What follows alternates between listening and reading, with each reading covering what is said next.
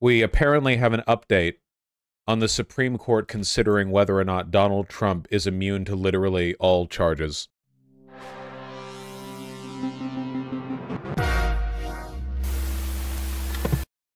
You concede that private acts don't get immunity. We do. Okay, and I want to know if you agree or disagree about the characterization of these acts as private. Petitioner turned to a private attorney who was willing to spread knowingly false claims of election fraud to spearhead his challenges to the election results. Private? As alleged, I mean, we dispute the allegation, but that sounds private to me. Sounds private. That is what Trump's lawyers sound like, yes.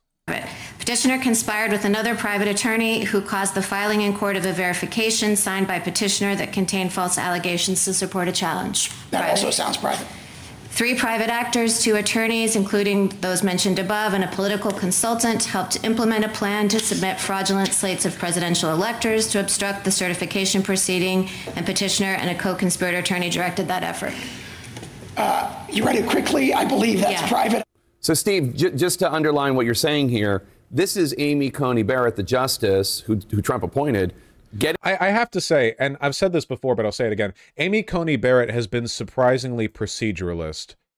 She hasn't been as militantly right-wing as I expected. Same with Kavanaugh, honestly.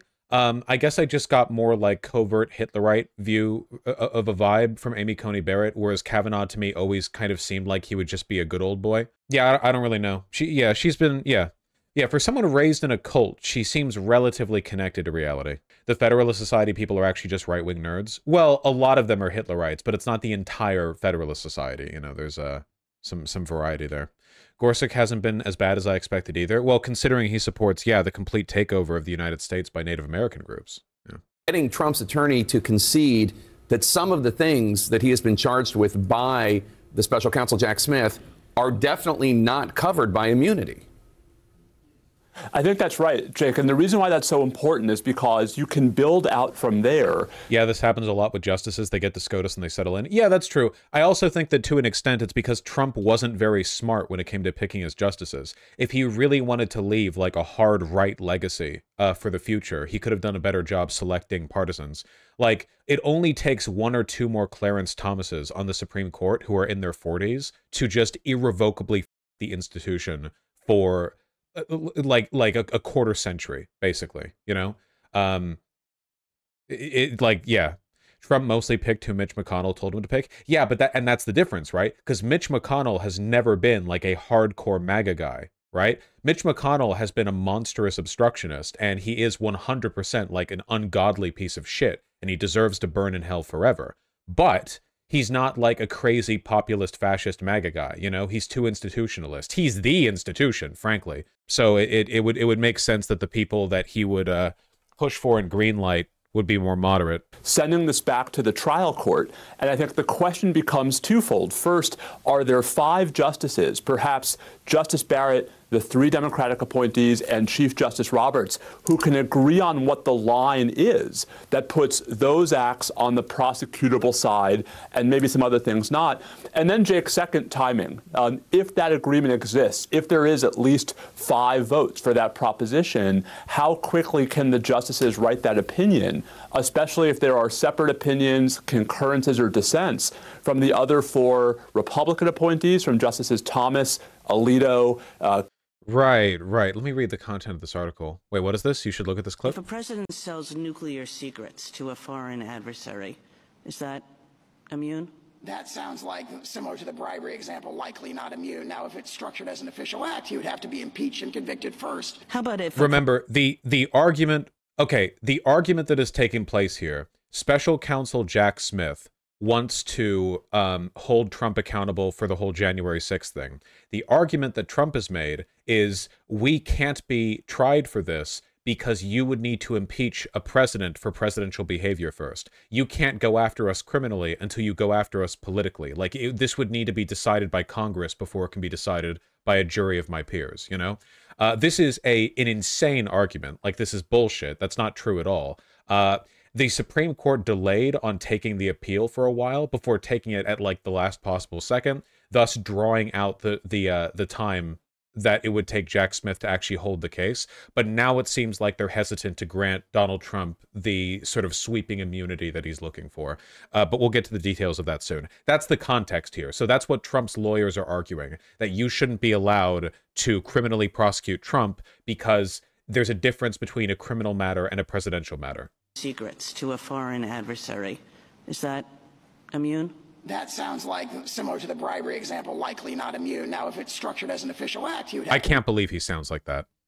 to be impeached and convicted first. How about if a president orders the military to stage a coup?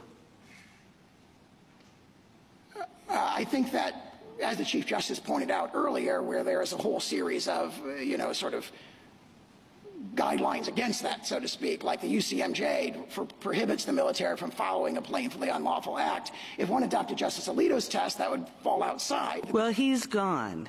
Let's say this president who ordered the military to stage a coup. He's no longer president. He wasn't impeached. He couldn't be impeached. But he ordered the military to stage a coup, and you're saying that's an official act. I think it would depend That's immune. I think it would depend on the circumstances, whether it was an official act. See, you notice how he can't answer these questions, and that's in large part because the argument he's making is bullshit. There's no actual justification for it. This is purely a time waster. The Supreme Court shouldn't have even heard this. The Supreme Court should have turned down the appeal immediately. If the Supreme Court wasn't primarily like right-wingers, they would have just shut it down. Like it's insane. Like they're dignifying an undignified question by even pretending that this is in any way, shape, or form demanded by the Constitution. There's no reason to believe this at all. How could doing a coup be yeah, basically the argument is, as long as whatever Trump did falls under the purview of his behavior as a president, it is a political matter, not a criminal or civil one, so you have to go through political means to go after him, aka impeachment. The appeals court voted 11-0 against impunity on this. Was it unanimous? Yeah, the Supreme Court hearing this is insane. They're just doing this to buy Trump time. The Supreme Court appeared ready to reject former President Donald Trump's claims of sweeping immunity and the broad protections he has sought to shut down his federal election subversion case, but also reluctant to give special counsel Jack Smith carte blanche to pursue those charges. Great. After nearly 3 hours of oral arguments, several of the justices seemed willing to embrace a result that could jeopardize the ability to hold a trial before the November election. So, there you go. They're doing exactly what they're trying to do. They know that if they gave him blanket immunity, it would be like beyond the pale. It would lead to a riotous uproar from the country. So instead, they're doing what they were meant to do, which is delay to make sure all this happens after the election. No substance soda. I think they're doing exactly what they're meant to do here. They can't get away with the most extreme defense of Donald Trump here. So all they're trying to do is delay until after the election. The court's conservatives aggressively question the lawyer representing the special counsel, seemingly embracing a central theme that had been raised by Trump that without at least some form of immunity, future presidents would over time be subject to politically motivated prosecutions.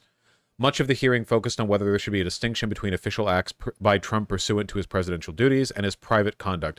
How could you possibly argue that the January 6th rally was pursuant to his presidential duties? Where in the list of responsibilities of the president is holding a rally outside the Capitol building during the ratification of the elector count, and sending a mob of people to it? How on earth is that part of the presidential responsibility? Supreme Court seems unlikely to fully resolve the immunity question. Of course, naturally, great, of course. Elector count, yeah. The upshot, big finger quotes, is that Supreme Court appeared likely to leave much of that work to lower courts, proceedings that could take months and further delay a trial that had been originally set for March 4th.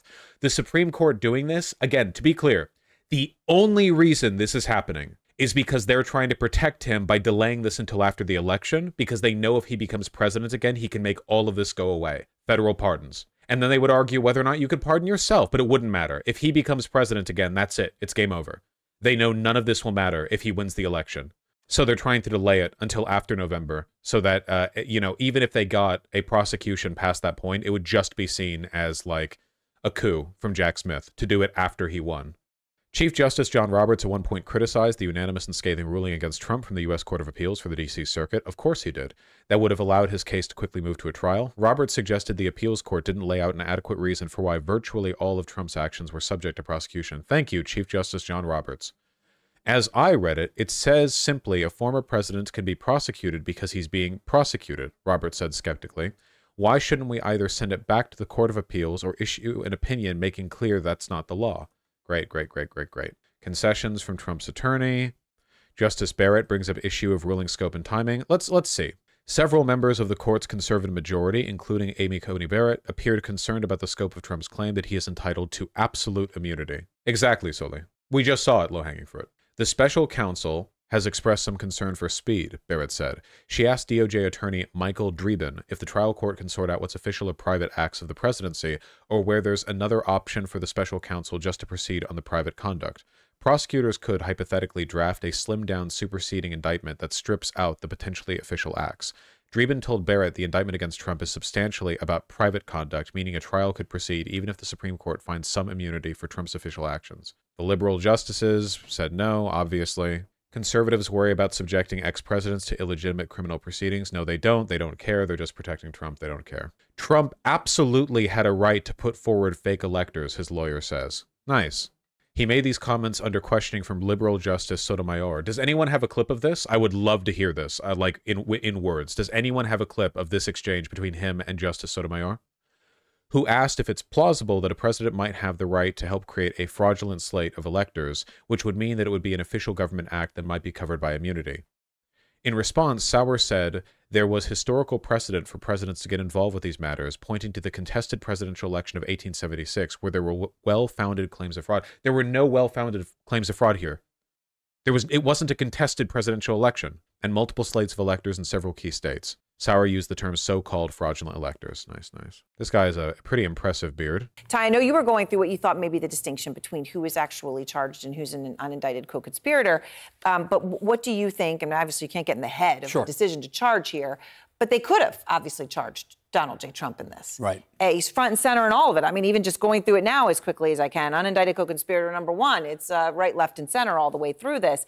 What do you think the thinking may have been as to why not to charge him here when there certainly was a precedent to do so in Georgia? Sure. I think Joey's right. I mean, in the sense of pointing out that prosecutors have a great deal of discretion. And if you look at this, through the prosecutorial lens, Donald Trump's indicted twice federally, once, in connection with this whole scheme, and that he has benefited from the, playing the martyr and as the cases pile up. I think I think I can see prosecutors thinking, there's really no reason for us to do this. It's being done. We owe the taxpayers, some. I really want a dark brown suit. Loyalty too, and why take on? Oh, we have it. Hold on. Of him arguing, it's this one. If I understood Justice Alito, he's suggesting not that. He's suggesting whether, even if it is an official act, whether you still grant immunity if that act is not plausibly viewed as within the realm of law. He can correct me if I'm wrong. That was the question. That, I think, would be a superior rule than the categorical denial that emerged in the trial court here. I do think it would I'm not quite sure why he used the word plausible, because that seems to negate, might as well give absolute if you're saying plausible, because anybody could argue plausibility. We don't even require plausible, we require reasonable in qualified immunity. So, well, I mean, one might argue that it isn't plausibly legal to order SEAL Team 6, and I don't want to slander SEAL Team 6 because they're honorable.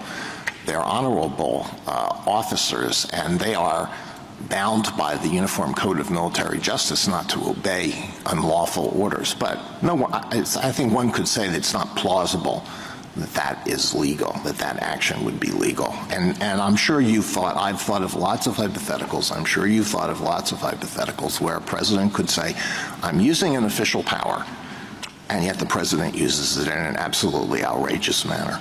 That, if we're an objective determination, may well be an interesting approach to take. So apply it to the allegations here. What is plausible about the president assisting in creating a a fraudulent slate of electoral candidates. Assuming you accept the facts of the complaint on their face,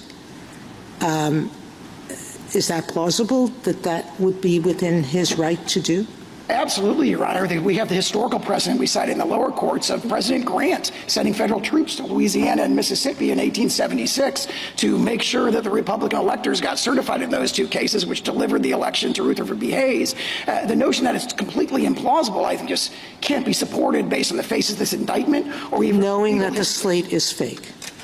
Knowing that the slate is fake, that they weren't actually elected, that they weren't certified by the state.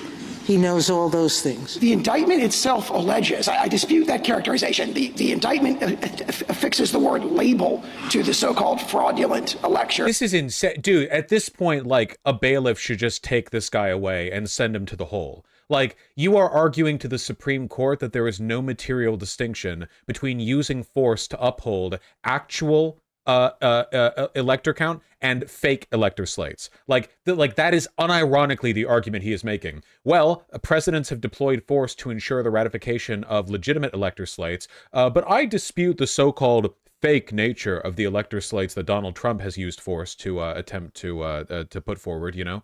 Like, this is, like, genuinely, like, bailiff, give him testicular torsion, you know? This is the level we're on. If the Supreme Court was staffed by 9 perfectly neutral, like robot-like arbiters of justice, all of them would press the big testicular torsion button right now. Literally, like robots who, with no political bias whatsoever, would slam their fists down on the big red button with, like, the twisting ballsack icon on it. You know, Jesus Christ, insane. This is one of the issues with the concept of, like, judicial precedent. You know, where in some cases, like, you have such an obvious example of something being subject to criminal liability, and it's like, well, in what exact way? When, you know, there are ways to handle this, and this is obviously being done, you know, to exactly, Annie. It's like offering bribes. It is not the illegal part of offering a bribe is not having the bribe be accepted. It's offering the bribe. If you offer to bribe an officer to, like, get off on a speeding ticket or whatever, that's the crime, not them accepting it. Likewise, if the president, like, gives an unlawful order to, like, have the military ensure a coup or assassinate an opponent, it doesn't matter whether or not the military does it or not. That's not relevant. Well, that is very relevant, but that's not relevant to the illegality of any criminal claims brought against the president for doing so. Like, attempting to do so is we do this in murder for hire trials, right? If you attempt to hire someone to murder your spouse and they turn out to be like a sting cop, right? You know, you don't get off because it didn't happen, because your spouse is still alive. You're going to jail, you know? Man, thanks, Vosh. This changes my plans. Yeah, happy to inform you. Yeah. With arguments over, focus shifts to timing for decision. Now the clock starts ticking. Nice. Every day the court doesn't issue a decision will play into Trump's strategy of delay, jeopardizing the likelihood that Smith can bring his case to trial before the November election. Yeah, solicitation. The problem isn't the lawyers in this case the problem here is the Supreme Court being biased. Again, they should not have accepted this. If the Supreme Court really wants to deliberate over the extent of criminal liability for a president, they should deliberate that as on appeal to future cases. Any future case brought against, like, because the claims being made by Trump's lawyer are insane here and should not be taken seriously or legitimized with the Supreme Court, like, ruling, you know? If in the future other people use that as jurisprudence to go, like, levying criminal charges against every political candidate or every, like, politician they don't like, then the Supreme Court can take those on appeal and define the limits of, like, criminal liability for a president or whatever they want, you know? They can do that if they want. Doing it right now is politically biased.